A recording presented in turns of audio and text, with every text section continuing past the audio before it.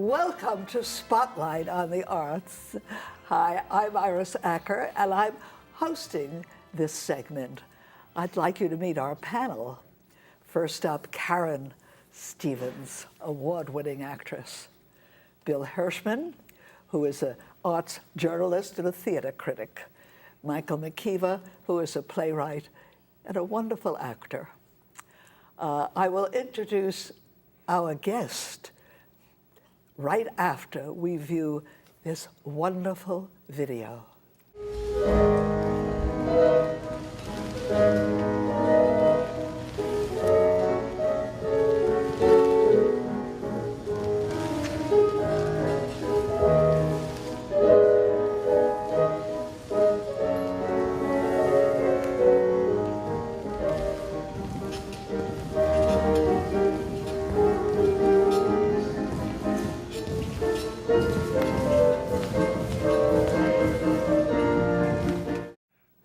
Say hello to Arantza Ochoa. Her title is the Miami City Ballet School's Director of Faculty and Curriculum. Wow, a mouthful. And obviously, the teacher of the class we just saw. Wonderful. They are ages? The kids that you just saw, they were ages 14 to 18. That particular class? That particular class, yeah. Now, I have a question for you. What's the most difficulty in creating great dancers? Oh, that's a hard one. The most difficulty? Because I think that's what you're doing right now in that class. Yes. To keep, dancers and students, we are very critical of ourselves. They're constant beating themselves up. So for us, especially for these ones that you see, they're pre-professional dancers, the hardest thing is to keep their passion going and they're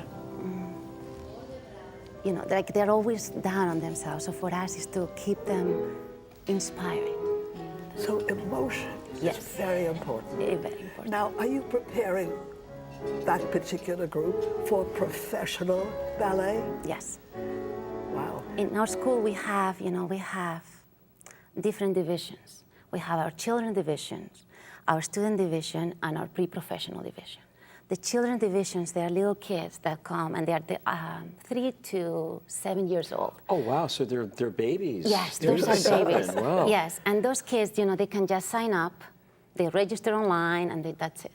The student division, for those kids, they need to pass an audition. Those kids, they are 8 years old and up, and we look at them. We look at their facility, we look at their musicality, we look at their intellect. We look at all of that and see if they really have what it takes to be dancers. Then those kids, they go to our student division, and that's 6 levels, level 1 to level 6. And then after that, we have our pre-professional divisions. Those are the kids that That's what I was curious. So these were invited to be in that class? Yes. That's what it was? Yes, so, and they come from all over the world. Yes. But first they study. Yes, as everybody does to begin with. Yes. But you are preparing them for the professional world. Yes. We have been on location when the classes for the ballet, the actual ballet. And I looked at these youngsters just now. They were all in precision. They were so good, so soon. I say soon, thinking of the age. To me, they could step over almost and be part of the ensemble. Yes, almost. They're almost there, Actually, some of them, they already, they have the opportunity to perform with the company. Like now, you were just saying you're gonna go see Jules, so some of them, they'll be part of the company just for that. They're almost ready. There's still a little bit more. They work really hard. It's their life. I mean, that's how it has to be, They get up in the morning and all they wanna do is dance. That's it. They dance, dance, dance. So they're there, we just had class. They're there from 9 o'clock till 5 o'clock every day. Wow. Yes. Wow. And then they have to do their studies, obviously. So they also have to do that. So they do that online. And are they aware that the working ensemble is there at 9 o'clock in the morning or 8 o'clock in the morning taking class. Yes. They get a break. A little break to eat, an hour lunch, and then they continue. It's like the company, you know. It's a job. It's a job, Yeah. but for them, it's their life. Right. I mean, for any ballerina or any ballet dancer, you know. Now this it's is your life. class, your baby. Yes. But let's talk about the younger ones now. You don't teach the three. What do we do with them at 3 years old, for example? I think we still, the most important thing for them is that they love to dance. So that's their thing, you know, when they're little. When they're 3, you know, it's just to start that passion when they're little. We teach them musicality, rhythm, you know. A little bit older, we also teach them discipline. That's important, you know. Yes. Yes. This student division that you have, you say they Yes. have to audition for Yes. that. Is it a requirement that they have taken dance before, or can they come in and be new dancers in your student division? They can be new, yes. So if they're 8 years old, they can just be new. Even 9 or 10, we can look at them, yes. Yeah, well, that's good. I Yes. didn't start dancing until I was 14, And which it's is old fine. for a dancer, But it doesn't matter. but I had a passion for it. Exactly, that's yes, all that matters. Yes. There's some beautiful photos of you as a principal Yes. ballerina. What age were you when you became a principal, and what was the emotional transition like, transitioning from a principal dancer to an instructor? I think I must be around 25 when I became a principal dancer. But you started when? I left home when I was 11 to dance. And Not alone, I hope. yes, alone, but you know. Now, where was this? I'm from a small city in Spain called Valladolid, but where I was, the school wasn't as good. So I had to go to Madrid. So I left to Madrid when I was, yes. All by yourself? Yes, And you found a school of ballet? a great school in Madrid. You went That in and said, helped me. here I am? Yes, I mean, I went for a summer intensive. Usually that's what happens. You know, you go in the summer, and they told me that I had what it takes and that I should stay there. So, So and in then at response to 25, what you she became a principal dancer? yes, I mean, from there, you know, I was in Madrid for 2 years, and then I went to Monte Carlo in France. And then I came to New York, and I studied in New York at the School of American Ballet. New York, New York Yes. City Ballet? The School of American Ballet. That's the school for Oh, New the York City American Ballet. Theater, yes. Yes. And then I went to Philly, and I was in Philadelphia for 20 years. Yeah. Yes. Yeah. And my transition was easy because I was ready, and I think, you know, I had done everything I wanted to do as a dancer. And I love teaching, I love kids. So I went to the director and said, you know, this is gonna be my last year. What about education? At the same time? Yes, always. Did they take care of that, or you had to do I had to take care of that. You had to take And care, but you did. Yes, back then there was no online thing, so I had to go to the embassy in New York and pass my exams like that. It's a little bit different. Now it's easier because they can do it online, so that's how it was. Now, this yes. may be a difficult question for you, but why did you stop dancing? You are a prima ballerina at the height with raves, bravo. I mean, phenomenal reviews. I don't know. It was like I knew that I had done everything and it was my time. And if you would have asked me a year before, I was the typical ballerina that I wouldn't be dancing till I was 80. That's what everybody thought. You know, it was like, oh, Arantza, she's gonna be it. She's gonna be one of those that's gonna have to tell her, please leave. And then something clicked, I don't know. It was just like, you know what, it's time. I mean, I had a son before, and he was 4 or 5. And it was just the right time. I was like, this is it. I just want to do. It was your time. Well, and how wonderful it is to have that awareness, to know that Yes. and just feel right about doing it, as opposed to letting yourself think that just one more. When you were, you said you left home at 11. So as at a very young age, you knew what you wanted to do. Yes. Now I, look back and I see the little kids that are 10 and 11. I'm like, I can't imagine. You know, I see it and there is no way. But I knew, I just knew. That's what I wanted. Again, and that's wonderful. At 11, I was hitting myself in the head with a stick. so to have, again, obviously you're very self-aware. You know what you want, and you know when it's time to do something new. Now, what Yes. about the children, and there are many that don't have the talent for this?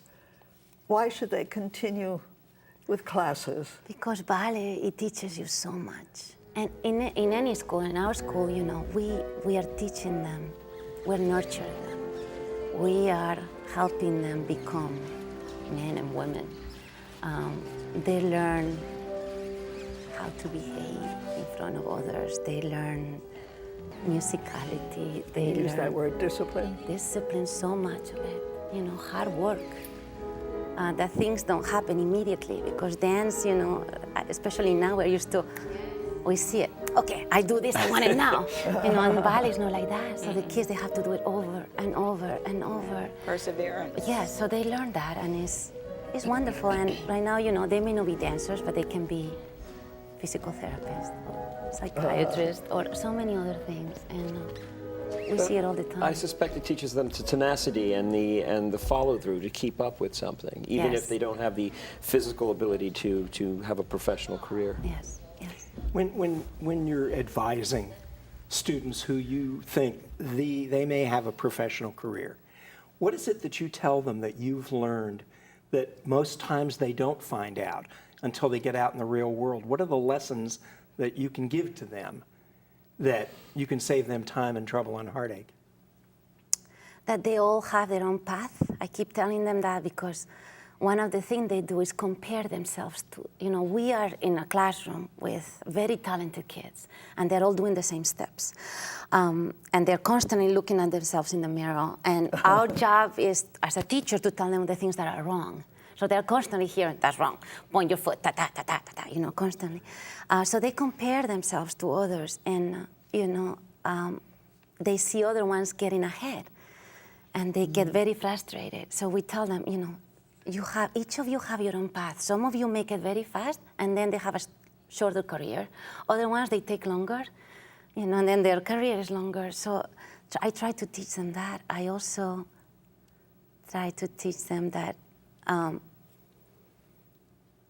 ballet, you know, a lot of time they're so concerned about the technique, and they forget about why do we dance, you know. We need, you know, we come out on stage and we want to make people feel good. It's all about the artistry. You know, they need the technique so that they can go on stage and just dance. And sometimes they forget that, and they get so frustrated because that turn is not perfect. The turn is not perfect, you know. And if they think differently, they think, I'm doing the turn, but I'm dancing, and why am I doing that turn? It changes. But when you're a student, you concentrate on the bad things all the time. What's changed, or has anything changed in the ballet I think since you were a little one and you started? our teachers were tougher. Can I say that? Can I say that? Yes, yes, yes. You know, my teacher was very strict. I'm strict. I want my students, I'm very strict, but I don't want them to be scared of me, because if they're scared of you, then they cannot. Right. They can't dance. You know, so my teacher was extremely strict. So that's one thing. That was a little, but even more. Yeah, that's a little more relaxed now. A little bit more. Yeah. Well, How big a staff do you have at the Miami City Ballet schools? So we have like 16 teachers. Wow. Yes, and we have around 12 pianists, because all our classes are with live music. So that's another thing that is so special.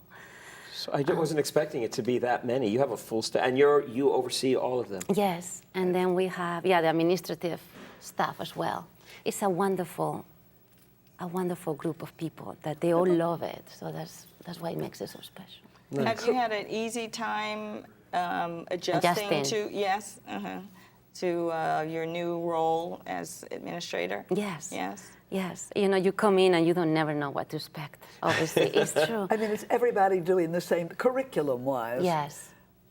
It's strictly ballet? No. No they, jazz? They have contemporary and jazz. They do have that. They do. They have Pilates. They have stretch. They have gyrotonics. Yes, the little kids, we have a rhythmic gymnastic coach that stretches them since they're little, you know. So, yes. How about the boys? The boys, they also have weight training, because we need that. Older boys, older, 15 and up. The little ones, we need more.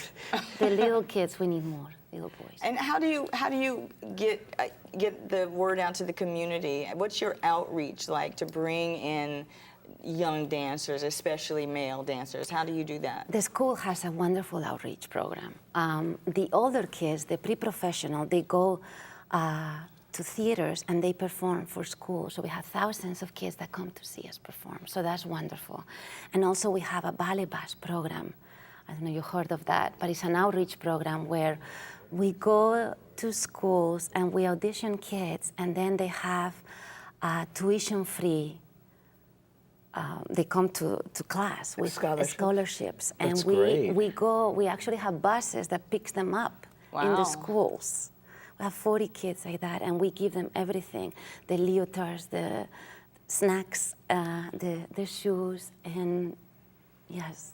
So we have some boys from that. Mm-hmm. Yes. Oh, that's good. Yes. That's As really many good. times as we've spoke to the ballet every year, we've had somebody else from the ballet, but never the youngsters, never the teachers. And so this is really a treat for us. I'm learning so much right now. I had no idea. It just didn't seem to be publicized.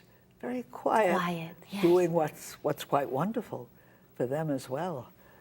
Just to say I study at Miami City Ballet. I'm thinking back, Yeah. What do you think that the audience doesn't really understand or appreciate when they see a ballet, particularly by young people who are coming up and learning? What is it that they go, oh, that's beautiful, but there's something else? What is it you think they don't know that you want them to know? How hard it is, but I think that's also for professionals. You come, you watch, and you don't realize how long it takes to do that, Like right now, for example, we are getting ready for the Nutcracker. So we have around 80 kids that are going to be in the Nutcracker. How many? Around 80. Whoa. So we had the auditions, I say, 3 weeks ago, and they've been working nonstop. Oh, they all want to be in, I'm They sure. all want to be, but I want to be in it. Yes. And they spend Saturdays and Sundays rehearsing it. How many hours a day during rehearsal? Oof, like Saturday, we were there from 10 to 8, and Wow, Sunday as well. So these kids, when you see them, they have a lunch break and they're doing their homework at the same time because, they're there till, some of them, the little ones, 7 or 8. Their parents do a huge sacrifice because, especially in Miami, with this traffic. But, it takes them forever to get there and then to go back home, and the kids are like that. They're doing their bun in the car. They're doing their homework in the car. Yeah, I was going to say, let's talk parents. Yes. What do you, is there such a thing as a typical mother? Typical parent of a dancer? There is A student? There is a little bit of everything. For example, our pre-professional dancers, most of them are here by themselves, like where I was. So they are, we have them in a dormitory. So they stay, we have a chaperone that stays with them 24 hours a day. So they're here by themselves, a lot of them. So we have that, the pre-professional. The student division, we have the parents. And there is a little bit of everything. There is the parent that really wants to push the kid, and they're dancing through them. And then there's the other ones that just let them do. And, there's so much history to ballet, but in one word, what would you say the ballet is beautiful? That everything is beautiful at the ballet, it really is. And ballet is used now in the opera. Are they your dancers, or are these special dances for the opera? There is special dancers, but they ask us sometimes to do things with the opera, yes. And how would you use the jazz, or the Broadway style dancing? I think that's what they call it now. It helps them with musicality. It helps them with their jumps. It helps them to be free, because sometimes in ballet they get very stiff. So it's a way to just let it loose, like we say, just like that. So it really helps them. For the younger students who come in, like your pre-professional dancers, do they have to learn ballet history? I mean, I know that's an academic, more of on the academic side, but it's like with any craft, you have to know where it comes from and why you do the things that you do. So are they required to learn those things? They're not required, but we have some workshops. So we have workshops like that. We have people that come in and give them lectures. Nutrition too, because it's so important for them. Some of these kids, this is the first time they're away from home, so they don't even know how to cook. And here in the dorms that we're talking about, they have to cook by themselves, and they're 14 years old, so we have to teach them also, or how to go just to the supermarket, and what do they have to choose, and the groceries, things like that. So we try to teach them all of that. That's good. Yes, we also teach them how to audition, how to get ready for that. How to audition? Yes, audition, because in January is the time to audition, and some of them, they freak out. It's like, is this year or never? It's like, no, you have time. So we help them with their videos, we help them with all of that, the photography, how What's to a typical behave. audition like? Usually, going back, for me, it was you had to follow, you got a combination, and you had to repeat it. Is it the same? It's the same, yes. You go to a class, they teach a class for you. And now there's like hundreds of kids, hundreds. And yeah, it depends of the company. Sometimes they take bar and they let them go to the center. Sometimes just at the bar they say, no, thank you, no, thank you, no, thank you, like that. So they make it a little smaller, yes. Unbelievable. What are you looking for when you're trying to determine who goes into the pre-professional class? What is it that you go, how do you know when you've got somebody you think it has promise? What does it show? The first thing is just the way they stand. We can see how their work ethic is. So the passion that I'm talking about for me is very important, because if they don't have that, they won't make it. So that's the Passion, there's that word again. We hear it so often. Yeah. That's the first thing you look at, that. And then, you look at certain things. Do they have, they have the turnout? Do they have? Then you start looking at things. But the most important for me is that passion. That, yes. Yeah. So if you have a student that maybe not as technically proficient as another student, but they have that passion. They have that, and then they have, you say, okay, their feet are okay to go on point, and things like that. Then, yeah, because it's our job to teach them. Right. As teachers, that's our. But to me, that's very important, because sometimes you get the ones that you can see that they don't want it. Yeah. Wow.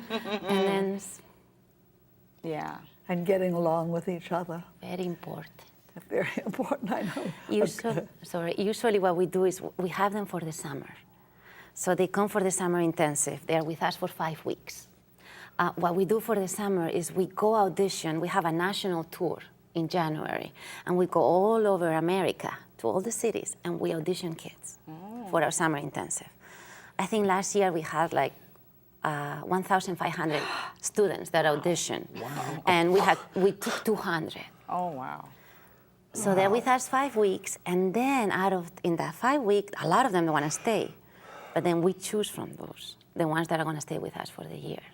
Oh. That's our pre-professional. The student division is different. The student division is the ones that are mainly from here, from Miami. Right. Yes. Right. Teach rejection as well. That's part of the business. It's so hard, yes. But I was going to say, just going back to you as a dancer, again, we were talking before, you never got to do jewels. No. And we both said, No, yes. rubies, emeralds, diamonds. Yes. It's so, just talking, what was your passion? What was the ballet that was yours? I didn't have one. I think every ballerina, I don't know, I think every ballet brings something special on you, So there is that moment, I loved balancing ballets. There was something about the musicality, everything about it. But then also, as a ballerina, anything that had a 3-act ballet, like Romeo and Juliet, something that I had to become something else. I was an artist, so for me that was very special. And every ballet, it meant something. I loved Romeo and Juliet. I loved Swan Lake. I mean, there was a lot. Every ballet, I think, for me was very special. Yes. We see that you have so much passion right there, and that's what I'm seeing. I think, and I hope you've instilled some of it in the audience so that they will go to the ballet. If people want to know more, where should they inquire? How can they get in touch with you and the program? They can call us or they can go online, miamicityballet.org. Okay. All the information about the school is in there. Okay, good. Yes. Yes. Yes. It's lovely. If you were to impart some small bit of wisdom to a young girl or boy who really has a passion for dancing and they're yanking on their mom's arm saying, "I want to do that," what would that advice be? To keep junking and to keep so that they, that they dance, because I mean, it is one of the hardest things. I mean, it's not easy, and they need to know that since they're little. It is really not easy, but it's the best thing ever. It is nothing like it. And of course, there's nothing as wonderful once you're involved. It's a life. Look at you. You're dancing as you're talking. Your grace is overwhelming. I mean, it's just wonderful to watch you and to look at you. I hate to have to close this segment because I'm personally having such a good time.